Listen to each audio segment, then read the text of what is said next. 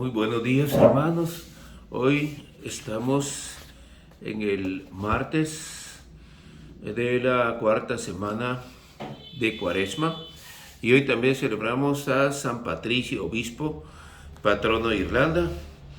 Bueno, que Dios bendiga a todos los irlandeses. Si ustedes conocen algún irlandés, pues felicítenlo hoy, porque hoy es el día del patrono de todos los irlandeses.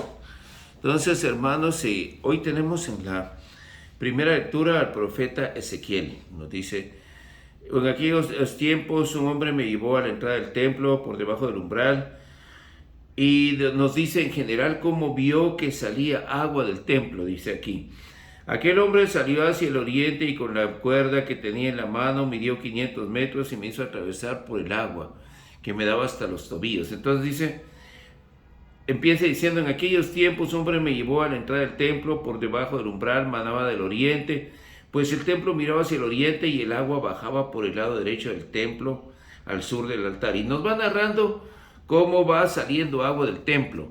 Entonces va subiendo y va subiendo. Después me hizo volver a la orilla del torrente y al mirar hacia atrás vi una gran cantidad de árboles y una orilla. O sea, nos dice que el agua salía del templo en general. No lo leo todo, ¿verdad? Es un poco largo. Por eso la invitación es para que ustedes lean la lectura de este día, que es el libro del profeta Ezequiel, capítulo 47. Bien, hermano, yo siempre he recomendado que no leamos solo lo que viene en el día, sino leamos el capítulo completo. Por ejemplo, leemos el capítulo 47 del profeta Ezequiel, que es versículos del 1 al 9 y el versículo 12. Pero la invitación es a que lo lean todo, hermanos. Entonces yo siempre he insistido, mis feligreses que me conocen, que leamos la Biblia. La Biblia es un alimento para el alma, pero no por obligación, la necesitamos. Nosotros necesitamos, no por obligación, por necesidad, porque nuestra alma necesita alimentarse. Y ya lo dice nuestro Señor, son tres los alimentos del alma. Y nos lo da el Señor en el Evangelio.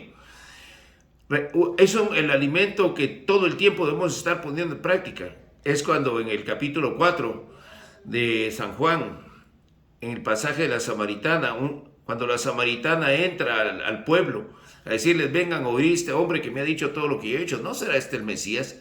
En ese momento, hermanos, llegan los apóstoles y le preguntan: maestro, ¿necesitas comer? Él dice: yo tengo un alimento que ustedes desconocen, y ese alimento es hacer la voluntad de Dios. Es uno de los alimentos que siempre tenemos que estar consumiendo para nuestra alma. Nuestro cuerpo lo alimentamos, pero no alimentamos nuestra alma. Entonces, hacer la voluntad de Dios es el alimento que todo el tiempo debemos estar llenando nuestra alma de ese alimento. Tenemos otro alimento que es esto: no solo de pan vive el hombre, le dice nuestro Señor a Satanás cuando abusivamente le quería poner tentación. No solo de pan vive el hombre, sino de toda palabra que sale de la boca de Dios. Es la Santa Biblia. Eso también lo podemos estar en todo tiempo consumiendo, este alimento para el alma, alimentando nuestra alma con la palabra de Dios. Y el tercer alimento, el que nos da el Jueves Santo en la noche: este es mi cuerpo, esta es mi sangre, hagan esto en memoria mía, la Santa Comunión. La Santa Comunión obviamente solo la podemos hacer en la misa, o en el caso de los enfermos, pues cuando se las llevan a su casa los ministros de la comunión o el sacerdote. Pero lo que es hacer la voluntad de Dios y alimentarnos con su palabra son dos alimentos que podemos estarle dando al alma todo el tiempo. Entonces, hermanos, yo los invito a que lean los capítulos completos. Entonces, hoy leemos el profeta Ezequiel, capítulo 47. Nos habla de agua que sale del templo y que va llenando de vida todos los lugares yermos y áridos. Y dice: y en todos los lugares, aquel hombre dice: estas aguas van hacia la región oriental. Y nos dice: todo ser que se mueva por donde pasa el torrente vivirá. Habrá peces en abundancia. Prosperará la vida, habrá margen. Entonces van a crecer árboles. Es un agua que da vida. Entonces, en el tiempo del Antiguo Testamento no se hablaba claramente de la Santísima Trinidad. Pero ahora sabemos que esta agua que sale del templo se refiere al Espíritu Santo. Y este torrente de agua nosotros lo tenemos, hermanos, pero podemos tenerlo como un chorro que está cerrado, que nunca hemos abierto. Imagínense que nosotros decimos: miren, fíjense que no hay agua. Voy a tener que ir a cargar agua con una cubeta hasta 3 cuadras. Hasta que alguien me dice, pero mírese, aquí hay un chorro, aquí está cayendo agua. ¿Cómo? Uy, yo ni sabía. Y por fin abre la llave del chorro y sale suficiente agua. No tenía por qué ir a traerla lejos. Así es esa agua del Espíritu Santo. Es como ese chorro cerrado que tenemos todo el tiempo y no nos hemos dado cuenta. ¿Saben cómo es eso, hermanos? Como una vez sucedió con una familia que yo conocí. Y de repente se dieron cuenta que no había energía eléctrica. Entonces no encendían los focos, los aparatos, nada encendía. Dijeron, de plano debe ser porque estamos atrasados en el pago de la energía eléctrica, y lo fueron a pagar y hasta pagaron la conexión. Y llegaron y ya habían pagado la reconexión y nada. Hasta que llegó mi tío Abraham y él llegó a visitarlos y le contaron, vamos a ver, vamos a revisar, le dijo él. Solo que necesito que bajen el filipón, o sea, donde se conecta la energía para toda la casa, ¿va? Cuando fueron a ver, todo el tiempo había estado apagado. Sí tenían energía eléctrica, no tenían por qué pagar reconexión. La habían tenido, no se les había ocurrido a ver que en Guatemala decimos filipón, ¿va? En sus países lo dirán de otra manera, pero es ese interruptor que le da energía a toda la casa. Había estado apagado todo el tiempo, sí tenía energía. Es lo que nos pasa a nosotros cuando somos tristes, apesadumbrados, con depresión. Desde nuestro bautismo tenemos al Espíritu Santo. Si alguien me dice, padre, pero es que yo no estoy bautizado, bueno, en ese caso usted sí le dará la razón de que se mantenga reprimido. Y lo que haría sería invitarlo a que se bautice. Pero en el bautismo recibimos el Espíritu Santo. Es verdad que la confirmación es una fiesta del Espíritu Santo por excelencia, pero es una confirmación. Vengo a confirmar lo que ya mis padrinos y mis papás habían dicho por mí en el bautismo, pero yo desde el bautismo tengo al Espíritu Santo. En el momento en que empieza a salir esta agua del templo, ¿cuándo es? Cuando el diácono, el sacerdote, trazan sobre la coronilla del catecúmeno. Catecúmeno es el que se está bautizando. Entonces, cuando trazan sobre la coronilla del catecúmeno con el santo crisma, trazan una cruz. O sea, el catecúmeno se le hace así, mire, el catecúmeno recibe al Espíritu Santo, se le traza una cruz sobre la coronilla con el santo crisma, no con cualquier aceite, con el santo crisma, y en ese momento baja el Espíritu Santo. Por eso, hermanos, cuando yo tengo coro, le digo, por favor, en el momento que yo haga esto, con el santo crisma, quiero que canten un canto al Espíritu Santo, para que los que están presentes tomen conciencia de que en ese momento está bajando el Espíritu Santo. Aunque no hagamos el canto, igual va a venir, pero eso es solo para tomar conciencia. Ahora, cuando no hay coro, yo canto ese canto. Y algunos a veces me siguen y eso me gusta. Entonces, hermanos, ese momento es cuando dice que empezó a salir agua del templo, dice. Por debajo del umbral manaba agua hacia el oriente, pues el templo miraba hacia el oriente, y el agua bajaba por el lado derecho del templo al sur del altar. Y nos va diciendo toda esta perícopa de hoy de Ezequiel, nos va diciendo cómo va creciendo. Ese chorrito de agua que sale del templo va creciendo y se va a formar un gran río que va a dar vida a las márgenes de los lugares donde va pasando. Va a haber peces, va a haber árboles, va a dar vida a los lugares yermos y áridos. En ese momento en que yo trazo esa cruz, es como que yo abro esa llave y empieza a salir el agua, que es el Espíritu Santo. Entonces, hermanos, y por cierto, cuando yo digo una perícopa, ¿qué cosa será una perícopa? No es una copa para pericos. Una perícopa es una parte de la Biblia que tiene sentido, que no tiene que ser precisamente un capítulo completo. Es una parte, un número de versículos de la Biblia que dan un solo mensaje, que dan un mensaje en especial. No quiere decir que sea un capítulo completo. Generalmente en las lecturas de la misa tenemos perícopas, no tenemos capítulos completos. Pero yo los invito a que lean el capítulo completo. Entonces, cuando nos se refiere Ezequiel a ese chorrito de agua, que empieza con un chorrito y va creciendo y creciendo y creciendo y se vuelve un gran río, que da vida a las márgenes de los lugares yermos y áridos por donde pasa, que crecen árboles, que tiene muchos peces, muy bonitos peces. Esa agua que nos va a dar vida es el Espíritu Santo y ya lo tenemos. Solo que a veces en el momento del bautismo lo que hacemos es, al no más venir El Espíritu Santo lo encerramos bajo 7 llaves para que esté encerrado y no pueda hacer nada. Y en la confirmación le confirmamos que se queda encerrado. O sea, tenemos ese río de agua viva, lo tenemos aquí adentro, pero ni nos hemos dado cuenta. Entonces, si nosotros nos diéramos cuenta de que dentro de nosotros mora el Espíritu Santo, no tendríamos ni tristeza, ni depresión, ni aflicción, ni angustia, ni nada de eso. Tendríamos que decir, ¿qué será estar triste? ¿Cómo se sentirá estar preocupado? ¿Qué será tener depresión? Yo voy a tener que ir a buscar a uno que no esté bautizado para que me cuente lo que se siente estar triste, porque como yo sé que tengo al Espíritu Santo aquí adentro, yo desconozco lo que es eso. Así debería ser. Si nosotros tomáramos conciencia de lo que dice el libro del profeta Ezequiel hoy, capítulo 47. Así que nada de tristeza ni angustias. El Espíritu Santo está aquí con nosotros. Dejémoslo que actúe. Ahora, ¿qué hubiera pasado si le ponen un dique a ese río? No, le vamos a poner un dique como una represa para que no pase. No va a dar vida a los lugares yermos y áridos. Tenemos que dejar que esta agua del Espíritu Santo fluya libremente. No tengamos al Espíritu Santo encerrado, que esa agua no solo nos llene de vida a nosotros, sino a otros. Pero primero, para que podamos nosotros transmitir esa agua de vida, primero la tenemos que tener nosotros. Hoy el Salmo nos dice, con nosotros está Dios el Señor. Dios es nuestro refugio, nuestra fuerza, y quien en todo peligro nos socorre. Oigan esto, viene muy en relación con la primera lectura. En todo peligro nos socorre, no dice en algunos peligros. En todo peligro nos socorre. Pero eso significa que tenemos que tener fe que lo que dice el Salmo es cierto. Es el Salmo 45, dice aquí, en todo peligro nos socorre. No dice en algunos peligros nos socorre, dice en todo peligro nos socorre. Por eso no tememos aunque tiemble, aunque al fondo del mar caigan los montes. Y de nuevo nos menciona un río. Mire cómo está relacionado el Salmo con la primera lectura.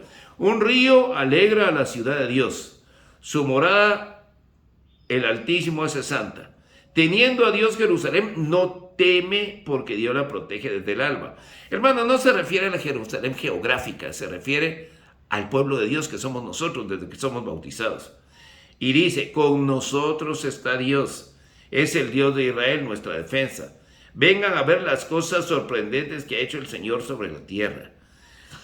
Con nosotros está Dios. Y ya le digo y el Espíritu Santo es Dios. El Espíritu Santo no es una palomita, ni es un fueguito. Así se quiso representar. El Espíritu Santo es Dios. Entonces, yo sé de algunos hermanos que les cuesta decirle a Jesús Dios. Y al Espíritu Santo les cuesta decirle Dios. Más se hacen a la idea que es solo Dios Padre. Dios no. Nosotros somos trinitarios, creemos en la Santísima Trinidad. Dios Padre, Dios Hijo, Dios Espíritu Santo. Entonces, hermanos, hoy tenemos un mensaje en esta primera lectura y en este salmo. Agua viva, el agua verdadera que da vida, que es el Espíritu Santo. Ahora bien, en el Evangelio vuelve a aparecer el agua. Entonces dice, pero esta no es el agua de la que habla ni el profeta Ezequiel ni el Salmo 45. Hoy en el Evangelio tenemos el Evangelio según San Juan, capítulo 5. Era un día de fiesta para los judíos cuando Jesús subió a Jerusalén. Hay en Jerusalén, junto a la puerta de las ovejas, una piscina, la piscina tiene agua, llamada Betesda en hebreo, con 5 pórticos bajo los cuales yacía una multitud de enfermos, ciegos, cojos y paralíticos. Entre ellos está un hombre que llevaba 38 años enfermo. Entonces Jesús le pregunta, ¿quieres curarte? Pues la respuesta hubiera sido, sí quiero curarme, ¿no? Pero le dices, miren con qué responde. No responde, ¿quieres curarte? Pero la respuesta es obvia, sí quiero curarme, ¿no? No llevaba 38 años ahí, pues. Aparentemente Jesús ni siquiera debió haber hecho esa pregunta, porque era obvio que si estaba ahí con todos los lisiados y paralíticos frente a la piscina, era porque quería curarse. ¿Pero quería de veras? Porque fíjense, hermanos, que había en la piscina de Siloé, decía que bajaba un ángel, movía las aguas, y el primero que lograba meterse a la piscina se curaba. El segundo ya no, ni todos los demás, solo el primero. Y entonces pero ya llevaba 38 años ahí. En 38 años debió buscar la manera de ponerse por lo menos a la orilla de la piscina o hablar con los otros enfermos y decirles, miren, por favor, ya llevo muchos años aquí, déjenme tirarme yo primero. Pero por lo visto en el fondo como que no quería curarse. Fíjense, pero este paralítico decía, no responde correctamente a la pregunta, ¿quieres curarte? Pues la respuesta es sí quiero curarme. Señor, no tengo a nadie que me meta en la piscina cuando se agite el agua. Cuando logro llegar y a otro ha bajado antes que yo. Entonces, hermanos, él, miren, en primer lugar, en esos 38 años hubiera buscado alguna manera. Hubiera hablado con alguien que le estuviera, miren, este hombre cuando llevaba por lo menos unos 5 años, le han dicho, mire, este hombre ya lleva mucho tiempo aquí. Por favor, hagan el favor de dejarlo. O sea que hay enfermos que en el fondo no quieren curarse. Hay enfermos que muy en el fondo no quieren curarse porque les gusta estarse quejando para ser el centro de la atención, que todos les pongan atención. Eso se llama soberbia. Querer que ser uno el centro de la atención, porque el centro de la atención es Dios, Dios y solo Dios. Nadie más puede ser el centro de la atención, solo Dios. Entonces, en el fondo no quería curarse, porque contesta con una evasiva. Pero es que Jesús nos conoce bien. Algo le sabía Dios a él. Por eso le hace la pregunta. No parece muy lógica la pregunta. Está ahí de 38 años entre los paralíticos. A ver, obviamente quiere curarse, pero en el fondo hay algo con él que no está funcionando bien. En su cabecita hay algo mal y en su alma hay algo peor. Y como Jesús nos conoce bien a todos. Miren, hermanos, yo siempre lo he dicho. Aquel pensamiento tan secreto, tan oculto, que usted nunca se lo ha dicho a nadie, Dios lo conoce. Porque es nuestro creador.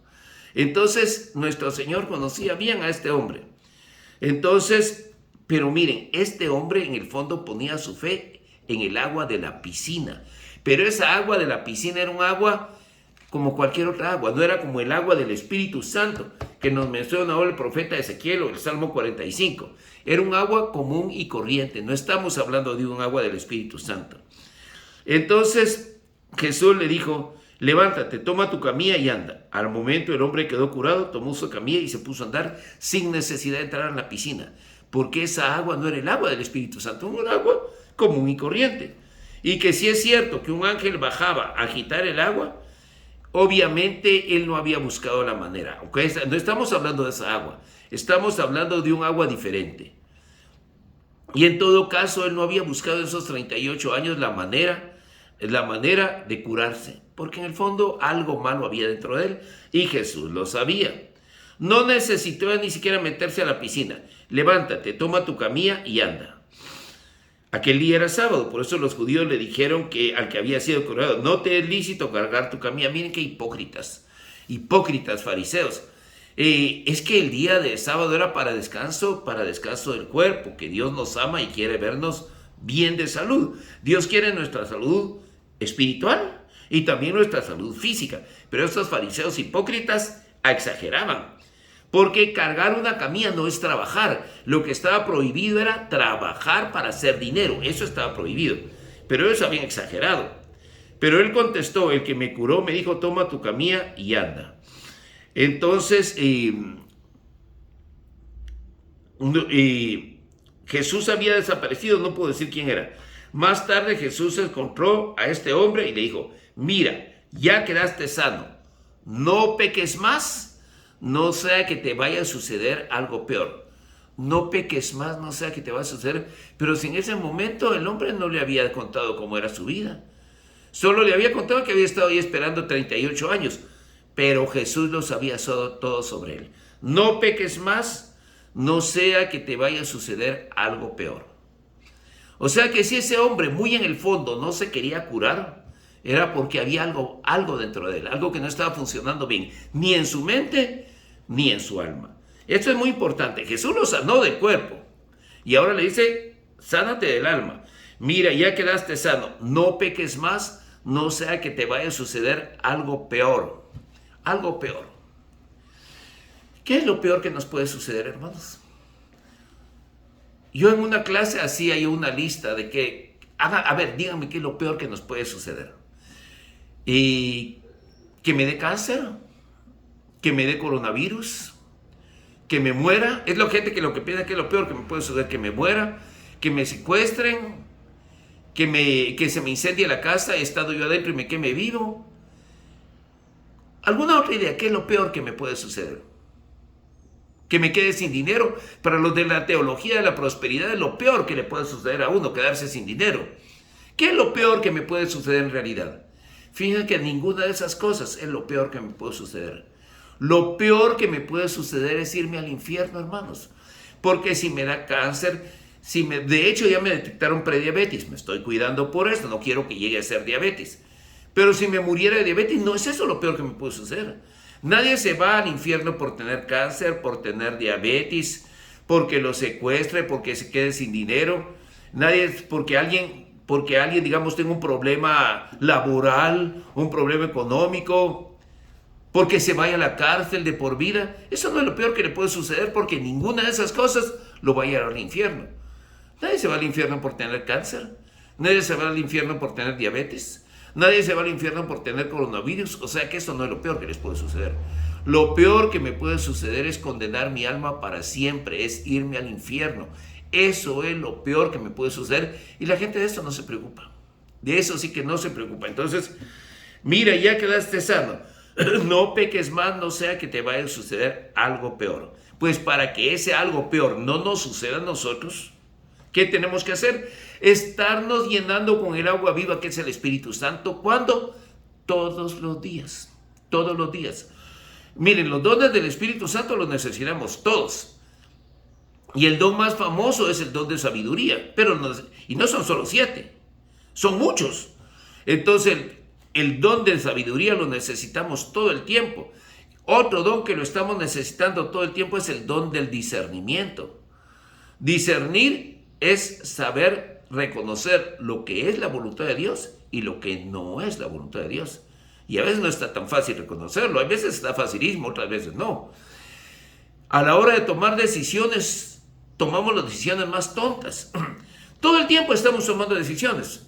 Desde las decisiones más sencillas, como qué camisa me voy a poner hoy, hasta decisiones complicadas, si voy a renunciar a mi trabajo y me voy a otro. Y en todas esas decisiones casi siempre tomamos decisiones más erróneas, más tontas, más equivocadas, porque no consultamos la única fuente de sabiduría que hay, que es el Espíritu Santo. Miren, de nuestra tonta cabecita nunca va a salir sabiduría. La sabiduría solo viene del Espíritu Santo. ¿Y qué hay que hacer? Fácil, pedirla, así de fácil. Dice nuestro Señor Jesús, si ustedes que son malos saben dar cosas buenas a sus hijos, con mayor razón Dios le dará el Espíritu Santo al que se lo pida. Al que no se lo pida, no, porque no le interesa. Entonces, hermanos, hoy tenemos que abrir este chorro que tal vez nunca hemos abierto, ese grifo, y dejar que fluya el agua del Espíritu Santo, que ya está dentro de nosotros desde el bautismo. Está dentro. Dejémoslo que trabaje con toda libertad. Como cuando uno le dice a un trabajador, mire, usted haga todo lo que sea necesario hacer, usted no me pida permiso para nada. De la misma manera, entonces que el Espíritu Santo actúe libremente, que esos ríos de agua viva fluyan dentro de nosotros, para que ya no estemos pecando y no nos pase lo peor que nos podría pasar, que es condenarnos para siempre, irnos al infierno. Entonces, hermanos, pues hoy nos invita la primera lectura y el Salmo a llenarnos de esa agua, a confiar en la bondad de Dios que siempre está con nosotros y a sanarnos, a querer sanarnos, en primer lugar espiritualmente y también físicamente si es la voluntad de Dios, pero a vivir sanos espiritualmente y renunciemos todos los días al pecado. Qué bonito sería que pudiéramos decir, yo no voy a pecar nunca más. Somos humanos y el demonio, que es astuto, sabe cuál es nuestro punto débil. Pues por eso todos los días tenemos que estarnos llenando del Espíritu Santo. Todos los días, al final del día, pidámosle perdón a Dios por los errores que cometimos y tratemos de vivir con esos ríos de agua viva, llenándonos de vida y que podamos llenar de vida a otros. Alabado sea Jesucristo.